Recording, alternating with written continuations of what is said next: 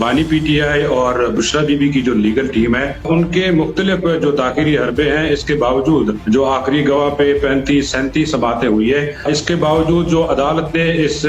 190 million pound reference کا جو trial ہے جس طرح چلایا ہے، بڑا سموتھلی چلا ہے، اور انہوں نے بانی پی ٹی آئی کے وکلا کو کوئی شکایت کا موقع نہیں دیا، بلکہ عمران خان نے بذات خود اس ٹرائل کورٹ پر اعتماد کا اظہار کیا ہے۔ اب چونکہ یہ 190 ملین جو پاؤنڈ ریفرنس ہے یہ اپنے آخری مرحلے میں داخل ہو چکا ہے، اور نیب نے گواہان کی حد تک اپنی پروسیکیوشن کلوز کر دی ہے۔ اب ملزمان کا صرف 342 کا بیان رہتا ہے، اور اس میں عدالت نے بانی پی ٹی آئی اور بشرا بی بی کو قریباً 79 سوالات دیے ہیں۔ آج ان کو ٹائم دیا گیا تھا کہ اس کا جواب دیں، لیکن آج ان کے وکلا نے عدالت میں یہ موقف اختیار کیا کہ جو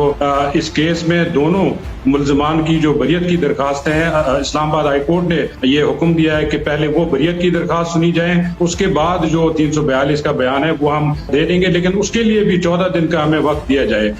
اٹھاؤ ہاتھ، بسم اللہ الرحمن الرحیم۔